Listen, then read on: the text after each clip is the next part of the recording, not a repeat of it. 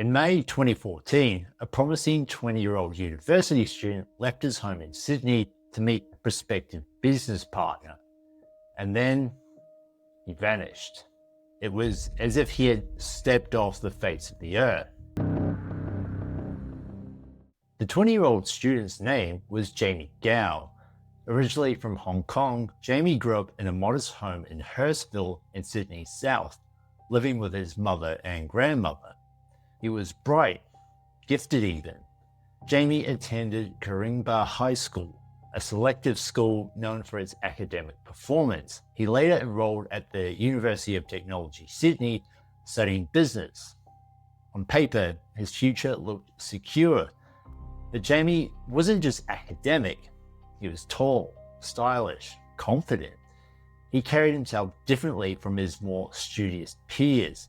There was something sharper about him, an ambition that didn't quite fit the quiet, predictable path laid out in front of him. And it was that ambition that led him to begin living two separate lives. Jamie was naturally social. Making friends came easily to him. And through one of these friendships, he was introduced to a world that moved faster and paid far more. At first, it didn't look like danger. It looked like opportunity. The money came quickly. What started as hundreds of dollars became thousands, then tens of thousands. And before long, conversations about million-dollar shipments weren't just fantasy. They were projections. The product was crystal meth, known on the street as ice. Jamie had connections in Hong Kong, and those relationships made sourcing products surprisingly smooth. Ice could be moved internationally with less friction than most people would imagine. Each successful deal reinforced the same dangerous belief. He was good at this. By early 2014, Jamie wasn't thinking small anymore. In late February, he boarded a flight to Hong Kong with a clear objective: expand. The meetings he walked into there weren't with amateurs. They were with organized crime figures, men with long memories and strict expectations. And Jamie made a bold proposal: 10 kilograms of ice, on credit, no upfront payment, just trust and the promise that he could move it fast. For a 20-year-old university student, it was an extraordinary gamble, and it meant that failure was no longer an option. Jamie wasn't confident because he had avoided the law. In fact, he had run-ins with police. Some of his friends had been arrested. He understood the real consequences. But Jamie believed something else mattered more. He believed he was smarter. He was educated, organized, strategic. He thought he understood the risks and, more importantly, how to manage them. If he could manage them, the payoff would be enormous. What Jamie didn't fully understand was the kind of people he was now dealing with. In January 2014, through mutual connections in Sydney's drug scene, Jamie was introduced to a local buyer with decades of experience navigating Sydney's criminal underworld. To this man, Jamie looked useful, young, ambitious, with direct links to supplies in Southeast Asia. To Jamie, this new contact looked like an opportunity, a seasoned operator with connections that could unlock a much larger market. And through him, Jamie was introduced to another associate. This associate had access to major distribution channels in Australia, networks capable of moving serious weight. Together, the three men saw opportunity. If Jamie could secure supply from Hong Kong and the other two could move it locally, the margins were enormous. That's when the idea formed. Jamie would approach his Hong Kong contacts and request a large shipment on credit. It wasn't reckless, it was calculated.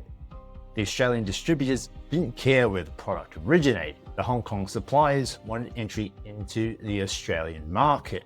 On paper, it made sense, but 10 kilograms was ambitious, especially for a first shipment, so the agreement was scaled back.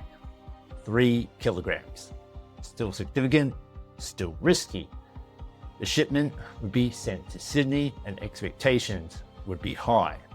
It was a deal built on trust. And in Jamie's world, trust was currency. But in the world he had stepped into, trust was temporary.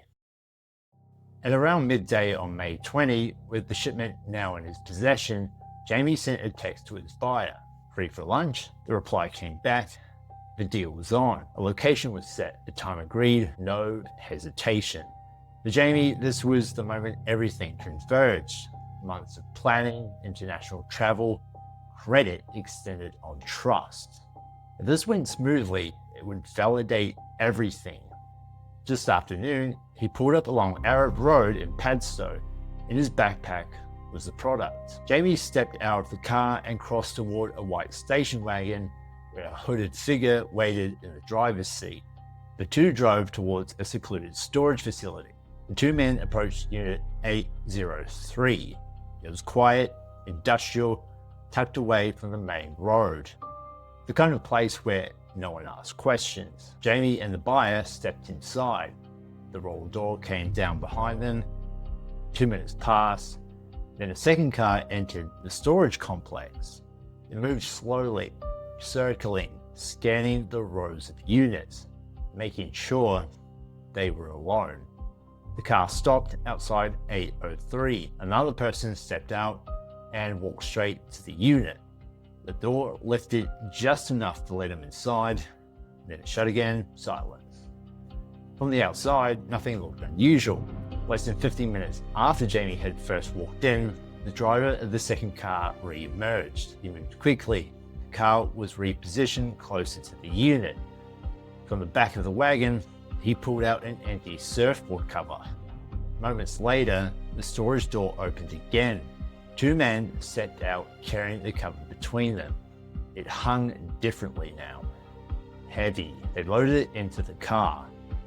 The door to Unit 803 rolled shut, and Jamie Gao was nowhere to be seen. The following morning, a car towing a boat pulled out of an apartment complex in Cronulla. It drove south towards Graves Point. The boat was lowered into the water without urgency. No raised voices, no visible rush, just routine movements. Out on open water, the shoreline faded into the distance. At some point, the engine idled. The sea was calm. The surfboard cover was brought out. It had now been wrapped in tarpaulin, and then, with little ceremony, it was pushed overboard. The ocean closed over it. From the surface, nothing remained. And by the time anyone realized Jamie was missing, he would already be gone. Jamie hadn't arrived at the Borromini area alone. Two associates from Hong Kong had accompanied him to the vicinity, overseeing the deal from a distance. When Jamie didn't return to the car, unease turned into certainty. Something had gone wrong. The two men fled back to Hong Kong, but before leaving, they alerted Jamie's friends, people who knew about his dealing, that he was in serious trouble. His friends began searching the streets of Padstow themselves, calling, driving, checking anywhere he might be. But as hours turned into a full day, reality set in. They called the police. Authorities were already familiar with Jamie's background. His disappearance wasn't treated as routine. The case was escalated to the Robbery and Serious Crime Squad, and the hunt was on. Almost immediately, investigators caught a break. Jamie's car was located, so was his phone. Digital breadcrumbs led to a direct contact number. The buyer he had arranged to meet that day. Then came the CCTV. Frame by frame, detectives reconstructed the timeline. A car entering a storage complex, another vehicle circling, Unit 803. They watched as Jamie walked inside. They watched as two men carried something heavy out, and they identified the registered owner of the second vehicle, someone New South Wales police knew very well. Surveillance intensified. Homes, phones, vehicles, associates, every movement documented. Then, in the early hours of Saturday, May 24, Strike Force detectives moved in. Just before 4 a.m, officers entered the underground car park of a Cronulla apartment complex and searched one of the suspect's vehicles. Under the rear of the driver's seat, they found it. The ice, just under 3 kilograms. Some of it had already been sampled to potential buyers. Arrests followed swiftly, but while the police investigation had been methodical, the ocean had not cooperated. The body had not been weighed sufficiently, and no attempt had been made to prevent decomposition gases from building. On May 26, fishermen spotted something floating more than 2 kilometers off the Cronulla beach, wrapped in a tarpaulin, shoes poking out of the bottom. And with that final discovery, the case was no longer a disappearance, it was murder. Much of the evidence had already been pieced together by investigators, but when the New South Wales coroner examined Jamie's body, they found something even more revealing: 2 gunshot wounds. One to the upper chest, one lower, a double tap. A precise shooting technique designed to end a threat quickly and decisively. It was a style taught for decades to a very particular group of people. The 2 men who killed Jamie Gao weren't career criminals. They were former New South Wales police detectives, Glenn McNamara and Roger Rogerson.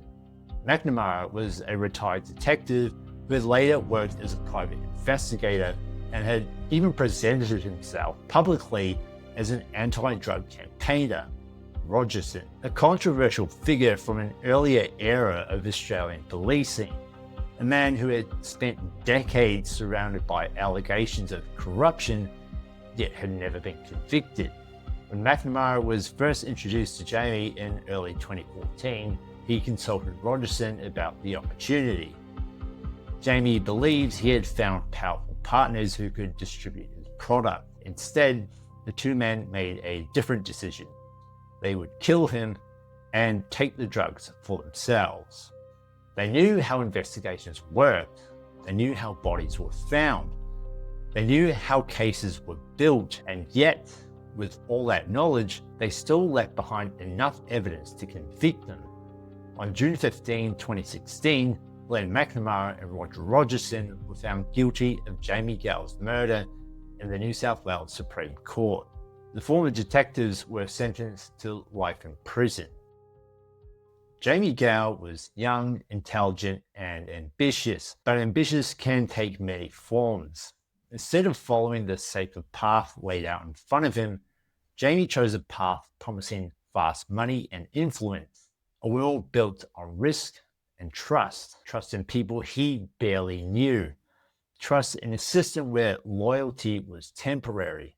In the end, that trust cost him his life. So what do you think? Was Jamie the victim of circumstance?